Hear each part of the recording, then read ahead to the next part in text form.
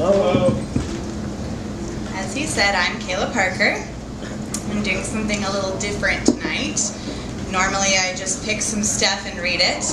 Tonight I thought I'd pick some things that tell a little story that happened to me a while ago. And I have to start a before, a during, and an after for you. The very first one I have tonight is called The Things I Do With My Friends. An unexpected turn of events.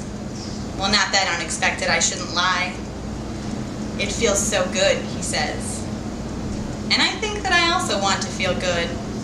So we start on the concrete in the shadows behind the church.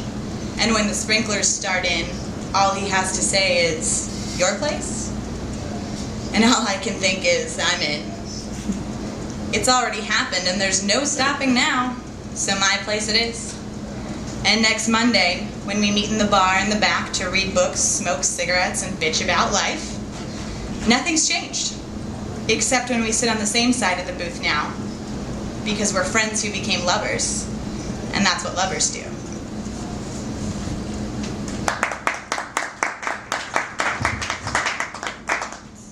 Just gonna move that. It's in my way. This one is called Never Let Me Sleep. This would be the during. I am suddenly awake and with desire. It was silly to think I wouldn't feel the way I do. This puts all my other loves to shame.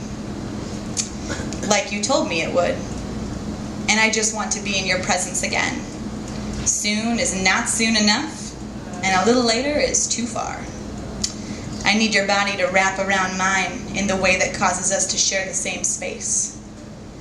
I yearn to feel your words inside of my ears. How weird is that? In your existence, my world is so nice. We lose our clothes, and I prefer it that way. Skin on skin, the electricity that follows, this intensity could swallow me whole. And I could spend lifetimes within it. Drowning never felt so peaceful and so right. And if you are the water, I could swear off breathing forever. I don't need it. Not like my newfound need for you. It simply doesn't compare. Nothing does.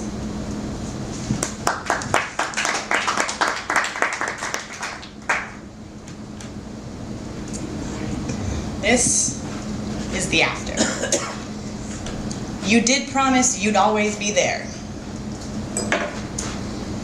I see you everywhere. In the grocery store, at the mall, walking in the park. I spied you through a peephole once trying to deliver me a pizza. It scared me half to death.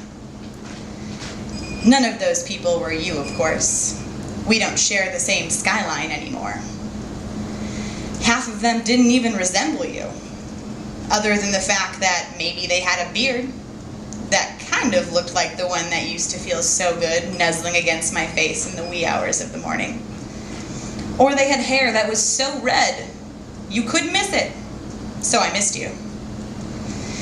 Or they were wearing thick-rimmed glasses, like the kind we picked out together, after you lost yours on our drunken bike ride that took us past the fire station, and the firefighters came out to help us look, to no avail. These memories are no good for me. They are reminders of how much of a hold you have kept over my heart. And even in the silence that has filled the miles between us for over half a year, I jump and scatter about at the very idea of you being in the same state as me.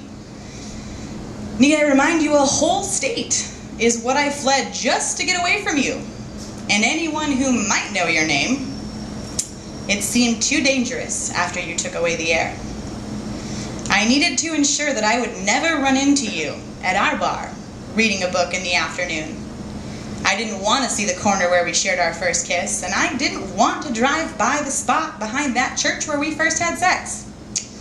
And I definitely could not continue to exist in my own living room. The living room, need I remind you, where we waltzed until the sun was well into the sky night after night. Your memory is stronger than I ever gave it credit for. Even if you were here, what is the worst that could happen? That you would say hi? The very thought makes me shudder.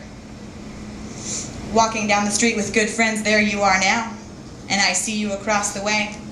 and I physically hide behind one of them in defense. Embarrassing when I have to say it's just a cab driver. I'm okay. The funny part is you don't even drive, so it never could have even been you. Someday, maybe you'll stop haunting me. Maybe. For now, I'll just start telling folks, sorry, I'm just a little jumpy.